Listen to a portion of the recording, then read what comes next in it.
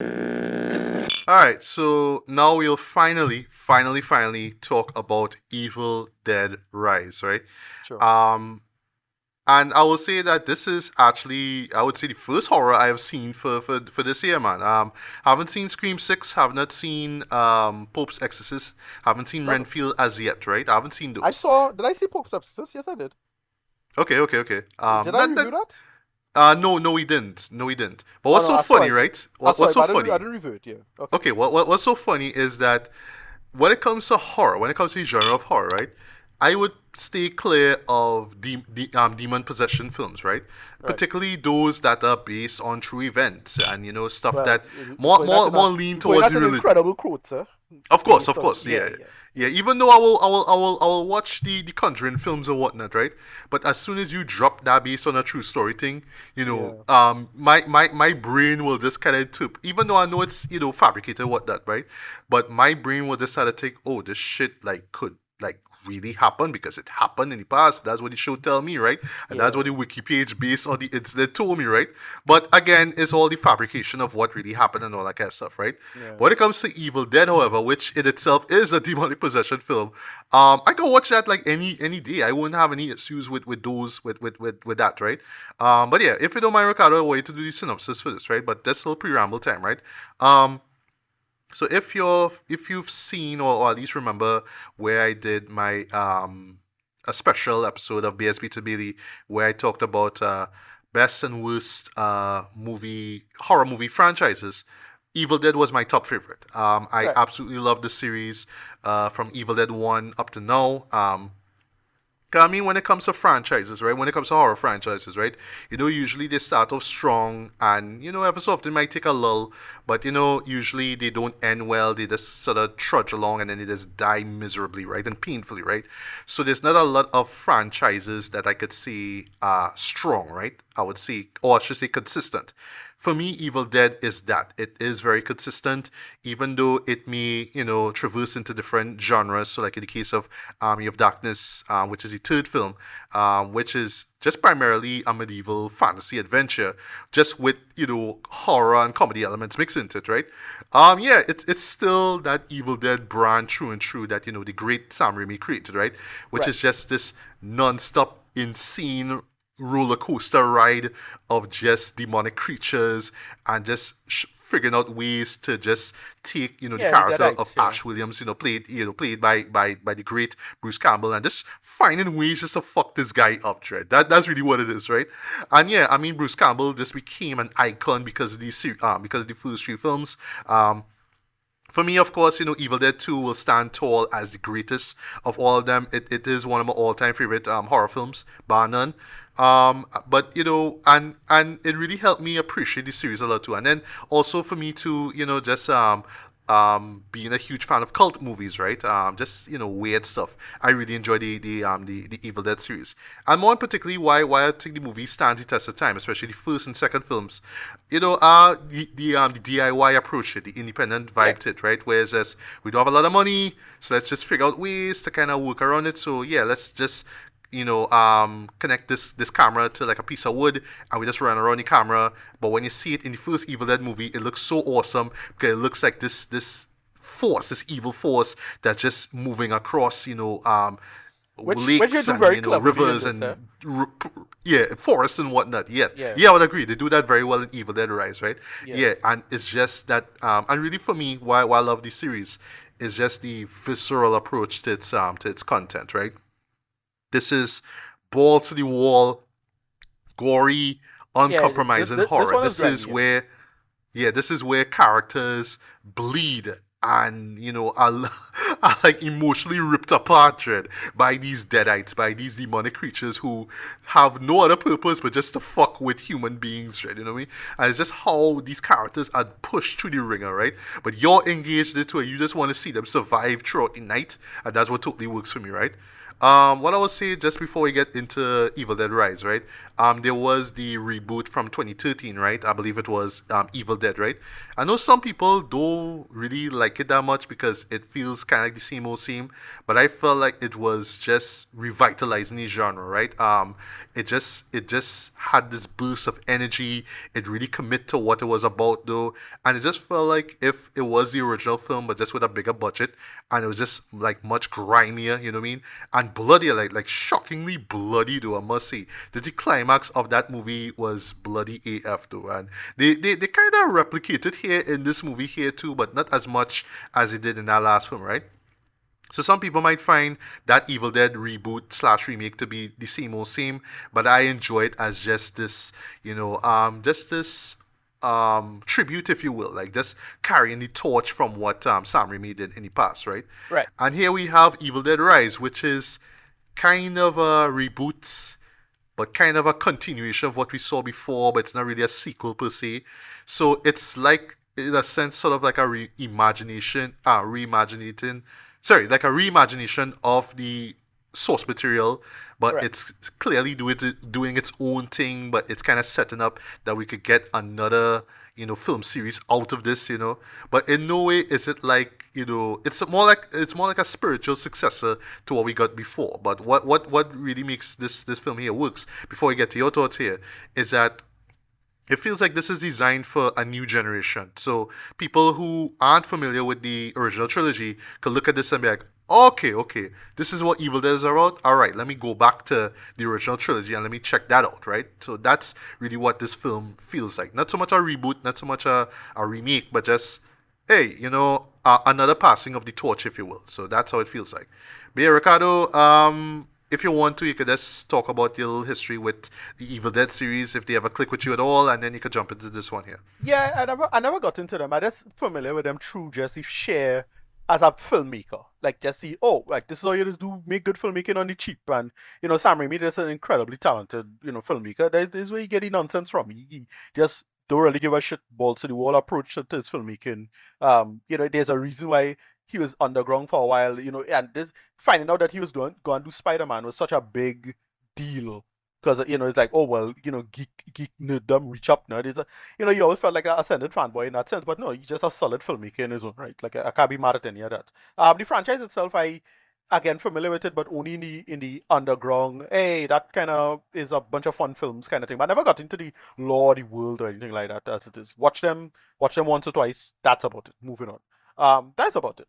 Uh, with that said, though, is that I can't be mad at any of the like his career and what he borrows from it, all of that is pulled from that. And yeah, the franchise is something you could do stuff with once you don't keep repeating the same old log cabin out in the woods somewhere. If you Yeah. do stuff with it and build from it, it is actually a really solid, horror universe onto its own right. And that's why I again didn't super get into this movie, but I appreciated this movie for best being different. It Mm. felt different. It didn't feel like the same making fun of itself. Like, look, that I don't mind the tongue in cheek stuff with this, right? But if you go dead serious with it, it could work. And this one worked for the most part. That's Right. how I felt about it. So yeah, like well, let me just get into this movie. Sure, sure. Right. So it started off with I thought a really clever take on the Evil Dead thing with the drone. Mm-hmm, mm-hmm. Yeah, Yeah. yeah. So the I think So, one slight spoiler, sorry, but when you see it, it will make a lot of sense. Yeah. yeah, no, no. Like I get what it was going for. It's the same shot, blah blah blah. But yeah, as I say, so it's with his Jessica Teresa and Jessica Mann. They was in the cabin, and then one she scalped the other one and cut off the man head. I'm like, oh, okay, all right, wildness.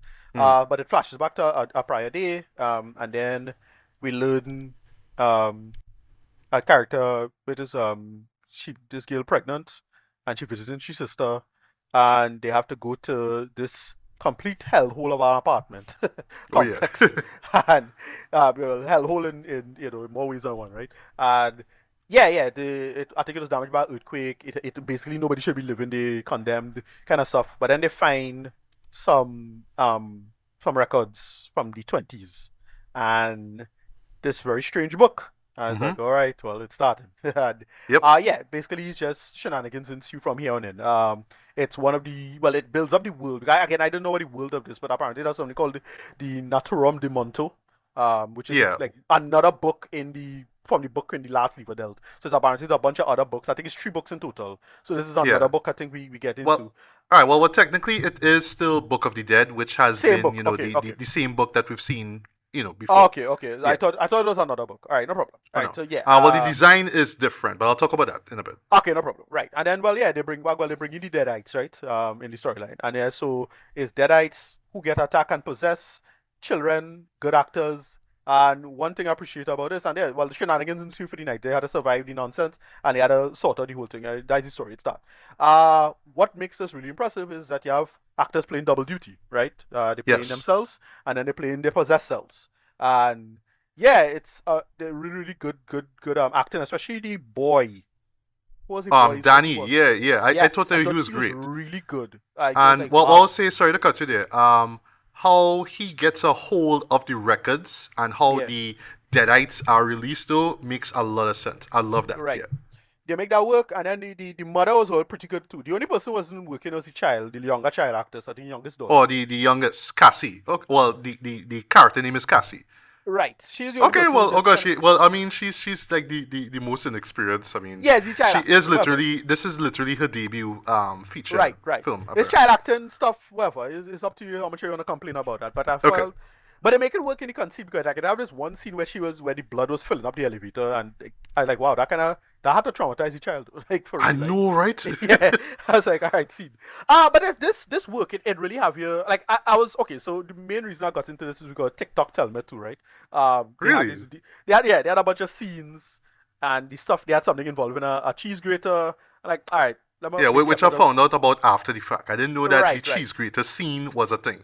You're right, Okay. right. But they tell me what the streets is. I think like, all right, let me finally sit down and watch this thing and see what it is they thinking. And it doesn't shock me as much as I thought it would have shocked me. But it's still pretty good. Like it's like, Yeah, oh, I some good. I wince at it though, but I felt Yeah, it could have gone a little harder. That's all I'll say. right, right, right, right. Yeah, same thing. I was like, my attitude was like, all right, this not bad. Like I just appreciate that they went there.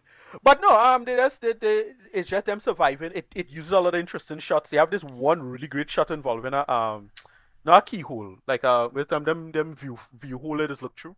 The Right, screen. at the door. Yeah, yes, Yeah, that at was the great. door. Yes. The little stuff like that. It's like, all right, I appreciating what they're doing here, and this is not bad. Like I could appreciate who I forget who's the guys who directed this, who did this. God, they did something. Lee Cronin. I'm not What he did familiar with before? his work. He did Uh, something before that I liked. all right, he did Something. something called The Hole in the Ground. Thank you. That's what I was trying to remember. He's an Irish Okay, guy, so right? okay, yeah, so you saw that, all right. Yes, I saw that years ago. Yeah, that was like I saw that when it came. That was what 2020 or something like that Well, when that came out. 2019 I'm seeing here. 2019. Okay, All right. right, Yeah, I saw that. I'll I stick saw it out. I'll stick it out. Yeah. yeah, yeah, yeah. So he's like a known kind of workable talent kind of thing. And I remember holding wrong. I was like, oh, so he did this, right? Yeah, this Irish filmmaker that I really like. And I'm like, all right. So the talent is there. Like I couldn't be mad at any of this, and that's why it is. I can't be. It works. It works for the most part. Like, uh, I again not a big fan of this franchise, so I'm not like super into it or super into horror in general because like again most horror is characters just being dumb for it to work. Sorry to say it, but that is what it is for what it, sorry uh that is what it does very well. It does that very very well for what it's trying to do and thing. I can't be mad at this. It's like again I'm not into the Evil Dead franchise, not into horror, but like I was actually entertained and it works. I thought this was pretty good. Yeah, go ahead. All right, well that's great to hear that somebody like you who's not into horror or into the Yeah, Evil Dead franchise really appreciate that. That's great, man. Yeah, yeah. Well, as a fan of Evil Dead, I absolutely enjoy this, right? And I would say right off the bat that this is going to be one of my favorite guilty pleasure movies of this year. Cause no, you're not gonna get some groundbreaking story with like like superbly fleshed out characters. You're not gonna get a lot of depth into this though. But in terms of just delivering the goods that we come to expect by now from an Evil Dead film, yeah, this movie delivers and more, right? Um, I applaud the effort though in terms of fleshing out the characters, even though it's not a lot. And the context of it makes a lot of sense because compared to the other films where it's mostly about family, or sorry, where it's mostly about friends, or about Ash, right? Ash Williams. I forgot to mention too, there was also the Stars TV series Ash versus Evil Dead, which I totally love. And that show really expanded on the lore of Evil Dead, right? Especially with the Necronomicon book, right? But yeah, just the idea of centering it on a family, I think it's really clever. It's different. It's very fresh, I must say, and it really adds a lot of stakes to it, especially when shit hits the fan, right? I really like how they run into the Necronomicon. Necronomicon. Actually, Yeah, that was right. really clever. Um, and particularly the records themselves, the vinyl records, right?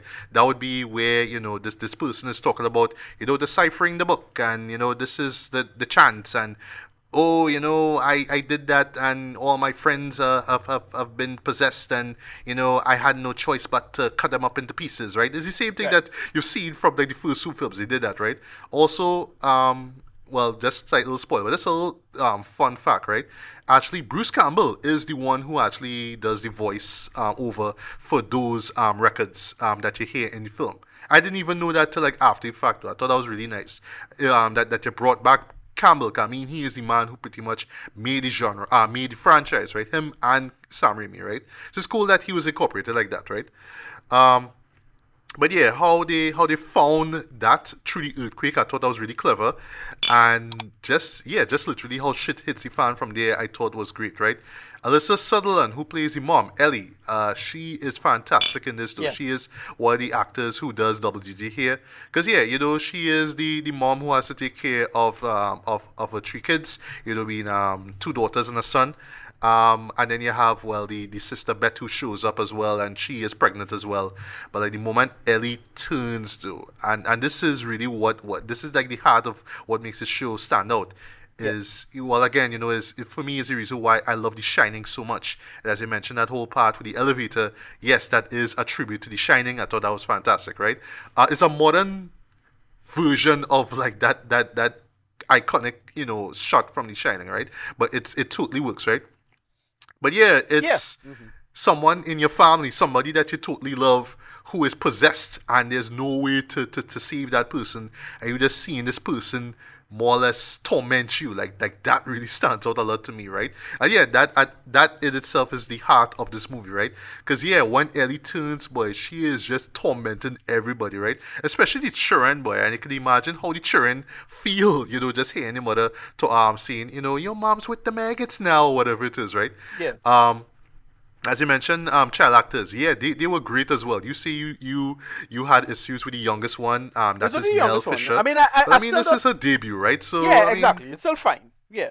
I mean, not like some yeah, totally but nonsense. It's not Alexander from Star Trek, right? yeah, It's just the. oh god, Yeah. yeah, but my one issue with her though is her reactions, like post reactions to certain Right. incidents, right? So things will happen, but like I'm expecting her to be like freaking out and crying and stuff like that. Exactly. But Yeah. Exactly. she doesn't Yeah. really do that. She kind of like just moves like, okay, we It just need it to was get out noticeable. now, and Yeah. understand, like, it's a scripting, like, you don't want the child to be crying, crying, crying, crying, okay, right? But given her age and what she's seen and what she's going through, should she react a lot more to what's going on? Because Exactly. yeah, she's Exactly. seen a lot of like fucked up shit though, so she Hmm. should be reacting accordingly, not like, okay, I need you to help me to get out of here, so I'm gonna stay as quiet as I can. No, it's like real messed up shit, right? But anyway, Yeah. Exactly. um yeah, but yeah, well, just to touch on the other child actors, the one who plays Danny, that's Morgan Davies. Well, I thought that they were great. Gabrielle Eccles, who's she looks very familiar. Like I know I saw her in a show somewhere. Who plays Bridget? And slight spoiler, she turns into a Deadite as well.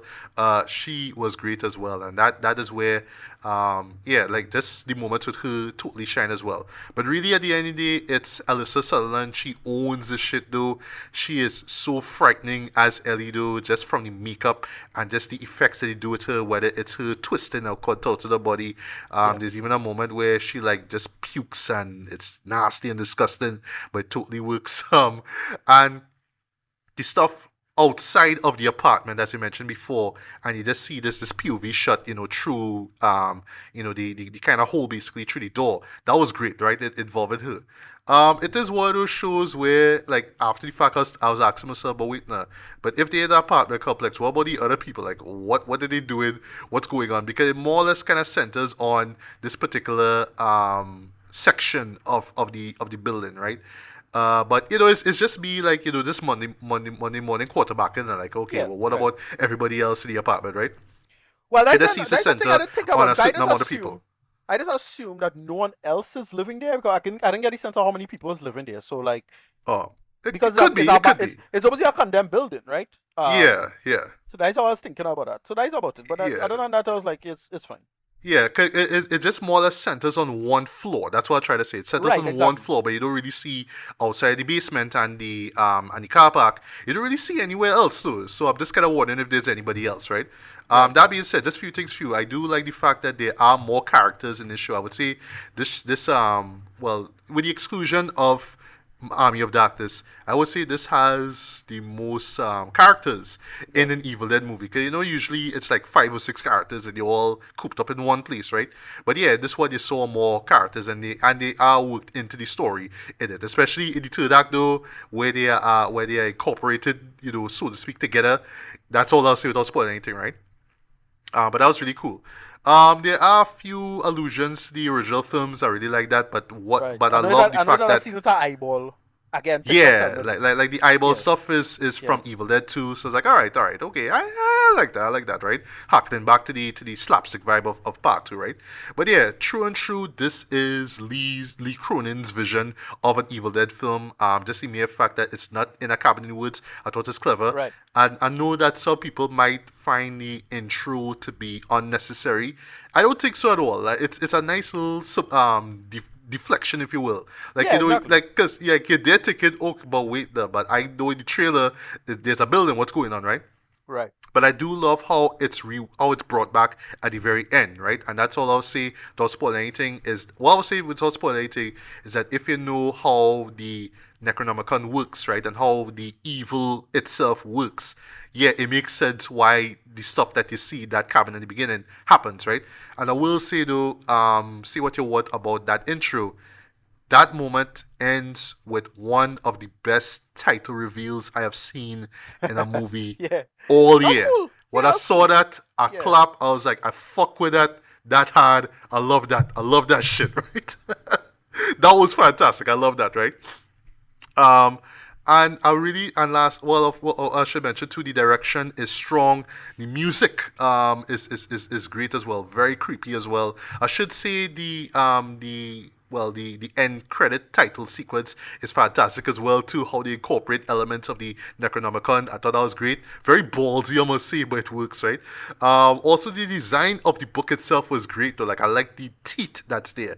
That is like creepy AF though, right? Normally when it comes to like the versions of the book that we see over the films, yeah, it's basically like human skin that wraps around the book itself, right? You're right. Right. That's there, and when you open it, you see the creepy, drawings and all that kind of stuff. But the decision to have teeth, like literal teeth, I thought that was great. That was creepy as hell, though, I must say, right? Um, and last but not least, though, cinematography was on point, though. I must say, though, this is a very, very, very very, very impressed, very excellently shot film. I must say, from direction and cinematography, right? And I do love the claustrophobic vibe of it as well, too. Where yes, they are in this apartment, building or whatever it is. Sorry, they are in this apartment. Sorry, but you really feel the claustrophobia. You really feel that kind of vibe. And I'll close with this. It kind of reminds me a lot of a certain classic film called Rosemary's Baby. Sorry, and I Right. do Right. Right. like I wouldn't say how, but if you listen closely, that's all I'll say. You'll hear like a sort of allusion to Rosemary's Baby, the theme song to it. Listen, if when you see the film, if you're familiar with Rosemary's Baby, just listen to the music and you'll know what I'm talking about, right? And I'll stop there, right? So yeah, as an Evil Dead fan, I absolutely enjoy this. This is one of those shows that unfortunately I wish I saw in a theater with a crowd. I would love to see the reactions from the crowd, especially with the cheese grater scene. And I'd love to see that. I would love to hear and be part of that. But unfortunately, I watched it on my house on a Saturday night. I was like, geez, well, I wish I watched this with a crowd, but you know what I mean? 'Cause it would have been much fun, right? But yeah, it came out, digitally, and I watched it, and I absolutely enjoyed it, man. So for me, this is gonna be up there as one of my favorite guilty pleasure movies of the year. So I'm gonna give this a decent 4 out of 5, man. The Evil Dead fan in me absolutely enjoyed this. The way how it ends, and the implication that we could get more films out of this. Yes, I'm on board. Um, but I am curious of where the franchise will go from there, right? Because I know these films don't come out ever so often, right? So now I'm wondering if we're literally gonna get a sequel to this, or are we gonna get another interpretation of the whole Evil Dead premise? Are we gonna get that going forward? I don't know. I guess we'll see. But yeah, forward to it. Evil Dead Rise is excellent. I really enjoyed this film, man. As a horror film, as just this visceral ball to the wall experience. Yeah, I had a blast with this, man. So yeah, Nice. Ricardo, final thoughts on it. Yeah, no, I had a lot of fun with this. Again, it had a genuinely atmosphere. Again, main rule of thumb: if you're a horror movie and it kept my attention, that's good. And they did that. I couldn't be mad at any of this. It kept my attention. It does interesting world building and whatever it is, and that's why it works. I couldn't have any. I didn't have any major issues or problems with it as it is. Again, it's only the child acting was a small complaint, and that's just a minor complaint. No big deal or anything like that. That's about it. Everything else was. I just had a ton of fun with it. I enjoyed myself. And yeah, this was pretty damn awesome for me. But yeah, Ricardo, what's your rating, man? What will you rate this, man? Oh yeah, 8 out of 10. I actually had for what it is. Again, I don't because I don't know what to judge with horror movies necessarily. Again, almost all horror movies I find just kind of dumb. So I don't know how to judge them per se. But like I can No, imagine. judging them, Ricardo, No, is easy. It's just a matter of how scared, or how no no, but how no, but that's the unsettled you feel at the that end. is the That's how problem. No, you that's the rate pro. that's No, how but you that's the that's how you rate no. a horror film. No, that's the problem with horror movies is that Okay, horror movies it have to do that on a basal level, and that don't work on me because my attitude is if I'll only be afraid when I get a sense of the characters running out of options, and I never get that with these movies. It's like I got you. I got you. the typical black people, hey, now like just move the fuck out now, like come on, like guys, it's not that, whatever. I'm sure plenty of movies have a smart enough script that justifies why they should still stay there and be there instead of just busting out immediately, whatever. And I get into that. That's a general horror movie fan thing. But yeah, I'd imagine if you're a horror movie fan, you would probably enjoy this a lot. Yes, I'll give it a 8 out of 10. This was pretty good. All right, nice, nice, nice. Yeah. Up next, let's talk about the mother. Well, I saw the mother. Okay, I I know don't I don't you. know about this at all. Yeah. Oh, you didn't know? Okay, okay. Yeah. I was aware of it through a trailer that Netflix dropped a while back. Because it's with Jennifer Lopez, a body from back in the days, Yeah, of course. as we do. All Yeah. right, all right. So this is J-Lo flick. Okay, okay, okay. I Yes, now know yes, what it is. yes. Okay, I Yeah, didn't I that didn't see that. this. Yeah, Yeah. I kind of skipped this. Yeah, no problem. And I was almost going to skip this as well, but I saw it yesterday, i.e. Mother's Day, and I said, you know what? Let me actually watch this. Let me actually sit down and watch this, right? Right. I'm tired of scrolling through Facebook and seeing, Sizzler's Thank You Mama and Tupac's Dear Mama being posted all the time. So let me just see something a little Was bit he the different. was he the name of that song? Oh God, who sing Taris Riley? Oh, she's She's royal. right. She's Yeah, right. Yeah, God, oh that God. play right through yesterday. And if you're from Trinidad, it have some party or some festivity going on somewhere, and they just blasting that music. You know? So that happened by me too. That happened by me Yeah. too, right? But yes, I say, let me just sit down, eat my breakfast. I'm gonna actually watch this shit, right? So, yeah, it's starring Jennifer Lopez, right? But I didn't even know this till after the fact. It's actually directed by Nikki Caro. Last Okay. time we heard of her was with a little remake she did for Disney called Mulan, Right. which I liked for what it Um. was, but I know Yeah. I I know had people had issues. a lot of issues with it. Yeah, I had issues, and I know it had like a real sort of drama. It had sort of drama around the well Chinese politics, geopolitics bullshit, right? Yes. Yeah, I know that was the biggest drama of all. Like it was it had possible slave labor camps and something involving the Uyghurs maybe. I'm not really sure. But I Oh, forget you're the right. There details was of. that. Yes, I Yeah, remember that's that. that's that's where Right. people really get mad about it. As for the film itself, I was just underwhelmed with it. Hmm. But yeah, But it was solid direction. It's fine. I don't know what Yeah, wrong with it. Yeah. it was trying to give a more realistic, in quotes, take on Mulan, but it was more leaning towards wuxia as well too. Right. Um, Jet Li was in that. Donnie Yen was in that. I mean, two icons. I didn't really do much with them, especially Jet Li. I was like, oh god, like it's freaking Jet Li, man. Come on, right? But anyway, Yeah. so yeah, here. So here we are with the mother, right? And what it's about, it centers on a character who is known throughout the film as the mother, of course, played by J-Lo. She is a military operative, right? Yeah, so basically she's like this informant for the FBI. So she's talking about trying to bring down these two gun runners, right? Right. One by the Right. name of Adrian Lovell, who is played by Joseph Fiennes. I didn't even know he was in this. Yeah, Joseph Okay. Fiennes in this too, right? Okay. And Hector Alvarez, who is played by Stunner Wait. Quick Gail question. Garcia Bernal. Right. Right. Right. No. Joseph Fiennes is Ray Fiennes' son, right? I forget. Is he? Is he though? I can't remember. Hold on, It's he slipping my mind. is. He Somebody, is. He somebody correct me on is. that, please. No, his brother is Ray Fiennes. His brother is Ray Oh, his Fiennes. brother is okay. It's Ray Yeah. Fiennes' brother. Okay, no problem. Right. Yeah, I he thought well this is his he son. in the 50s, bro. Yeah. No, how Ray Fiennes is. I always keep thinking Ray Fiennes is much older than him. I always keep thinking Joseph Fiennes young. How Whatever. old is Ray Fiennes? Let me see. Ray Fiennes is 60.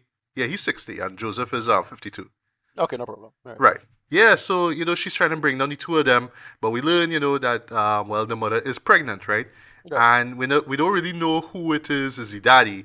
But they kinda leaning towards that, Alvarez could be the one who do it, well, I guess because he's Spanish too.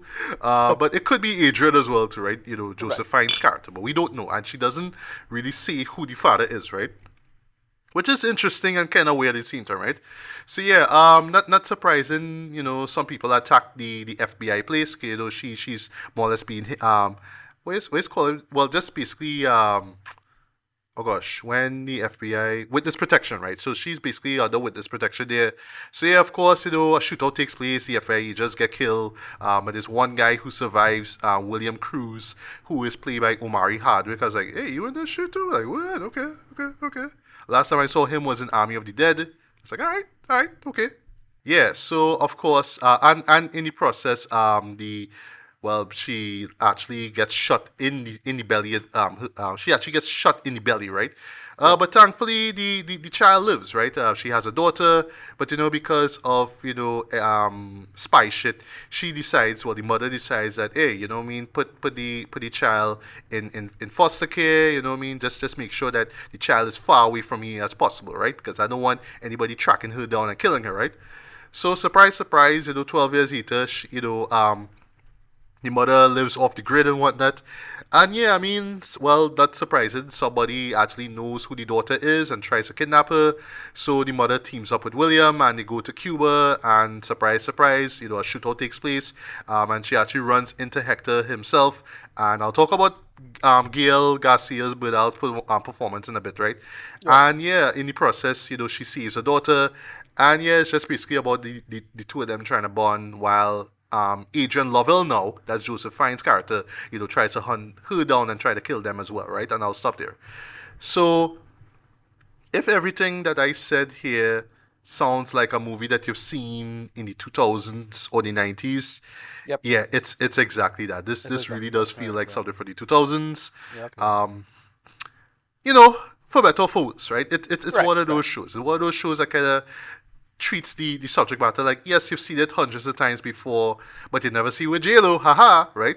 But the thing is with me with JLo, It looked right? like something that JLo would have done 15 or more years ago. I know, right? Yeah. Because Yeah. right, so what I was about to say, right? So I have not seen, or I would say I've never sought out every JLo film that she's ever done, right? Like this stuff like Selena and stuff like that. That of course you had to see because it was JLo back then and she was blowing up, right?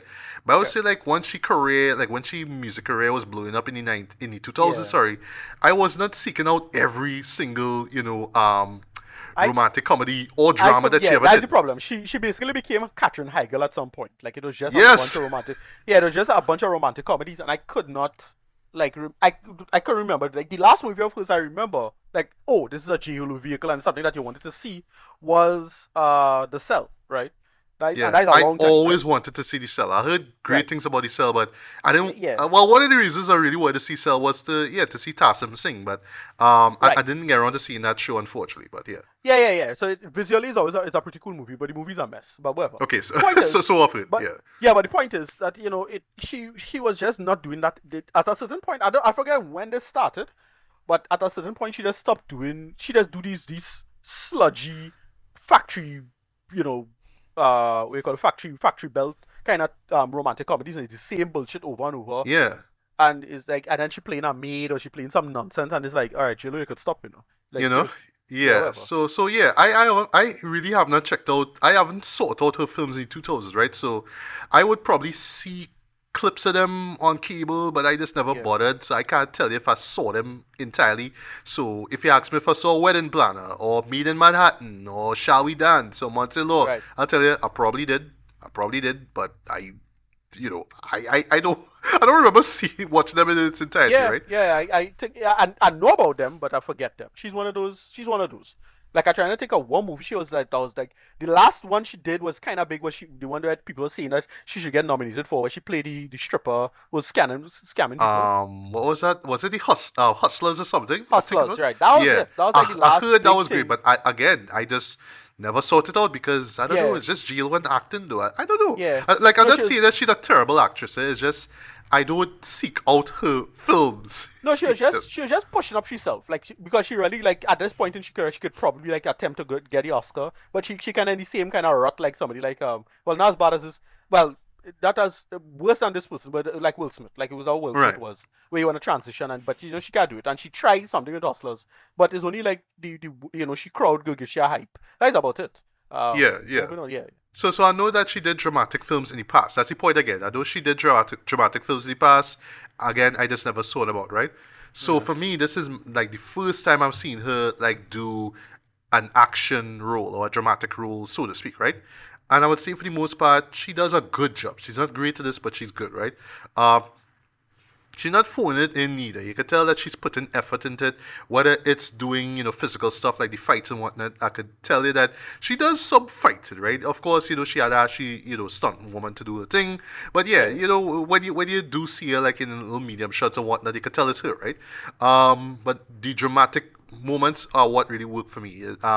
Even though it's just that I felt like she doesn't I don't know. All right. Best way I can describe it like this, right? It's the stoic problem, right? I yeah, mentioned it before with John Wick Chapter 4, right? Where, the character is trying to be emotionless and trying not to emote in the face of whatnot because they're tough and they're hard and they've been through war and they've been through hell, right?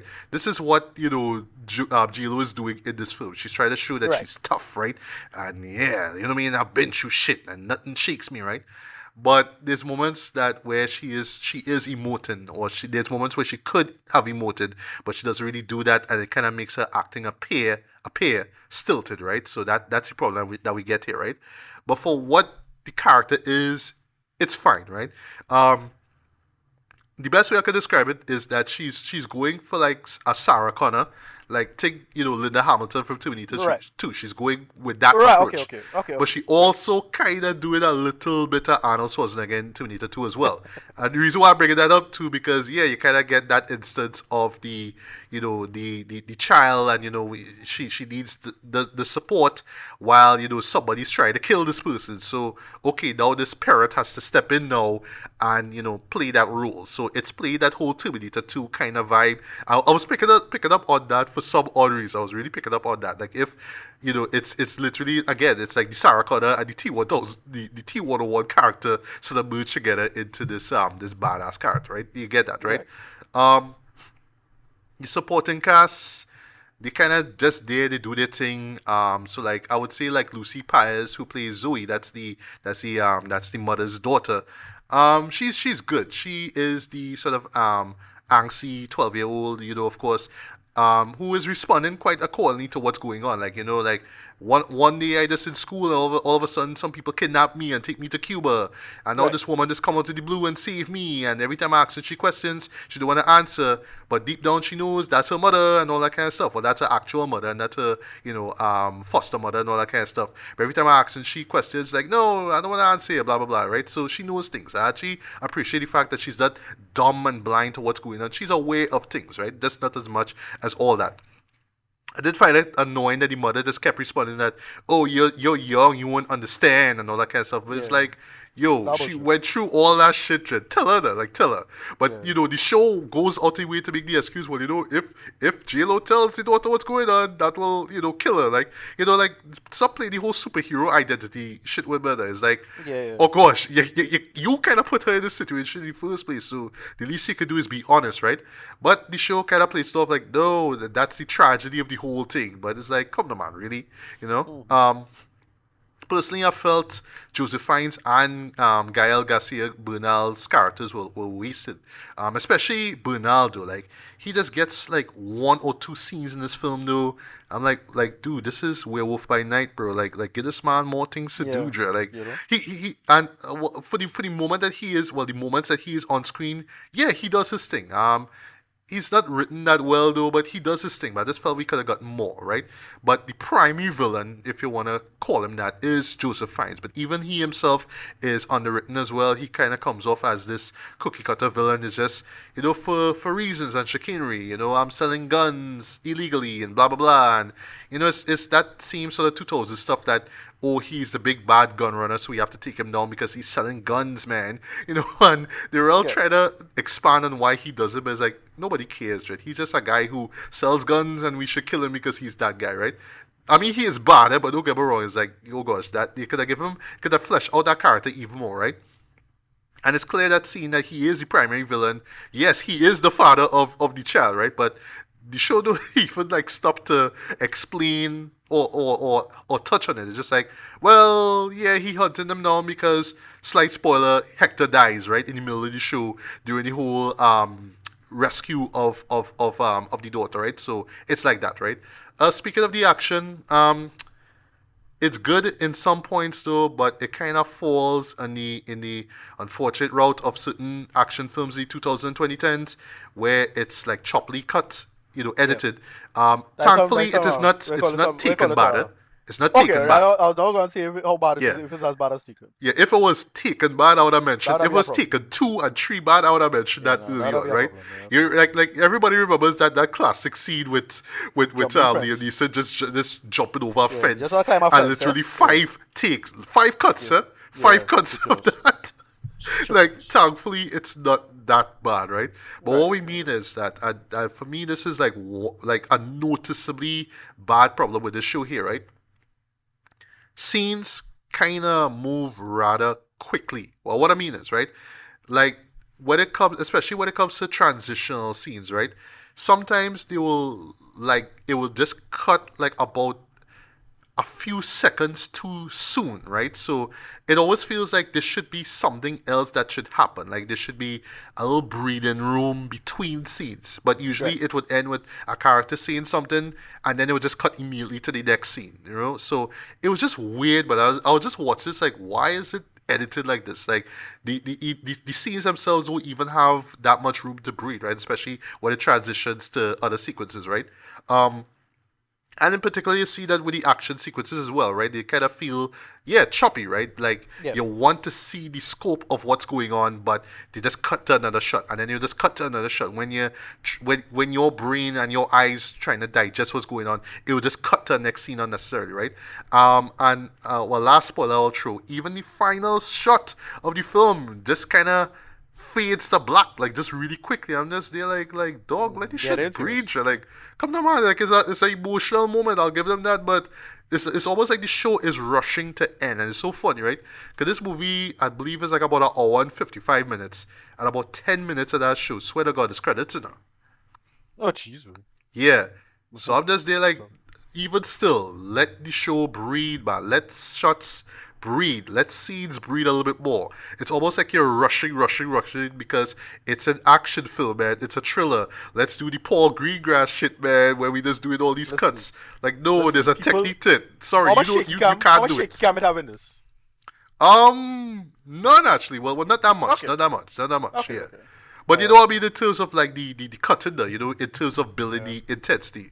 But there's a way to do it. There's a technique to do it. Don't just end a scene because you need to jump to the next scene. Just so like take your time, bro. You know what I mean? That's all I see, yeah. right? And lastly, I would say the script isn't anything spectacular, isn't anything new. You've seen this stuff before. But I do like the heart that the show has. I would say the moments involving the mother and the daughter work. They really work thematically. They really work emotionally, I must say, right? There's this nice piece of symbolism that they do here where, well, slight spoiler, the characters, well, I should say last spoiler, if you haven't seen the trailer, yeah, they actually go into the woods, they actually go into, like, Alaska, basically, to hide out, right? And there's this wolf and her cubs there. So, Okay. there's these one or two moments involving the wolf and how she survives, the cold, all that kind of stuff. And, of course, it's related to the mother and how cold-hearted she is, and, that kind of vibe. Like, those moments work. They actually add some dramatic gravita to everything that's going on here, right?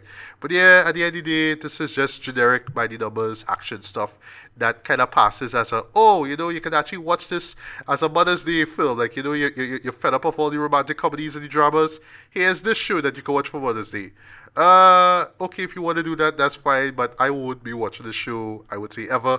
But that's not to say it's terrible, it's just, it could have been so much better, just given the genre and given the talent that is on screen, right? So, rating wise, I'll give this decent a strong 2.5 out of 5. See it if you want to. It's on Netflix, so you don't have to see it in theaters. You can watch it home. Um, I guess over the years people try to market this as, oh, you're looking for an alternative film to watch on Mother's Day weekend. Watch The Mother with J-Lo. I'll be like, nah, I'm cool with that, right? Because I mean, even with the idea of a mother being this badass stuff, I mean, come to think of it, I would actually watch Terminator 2 Judgment Day as a Of Mother's course. Day film, Yeah. over this any day, right? That is a perfect Mother's Day alternative when it comes to, entertainment, right? When it comes to films of that nature. Watch that show. If you want to see a strong mother be a badass and, shoot people down, watch Terminator 2 for God's sake, right? You don't need to watch this.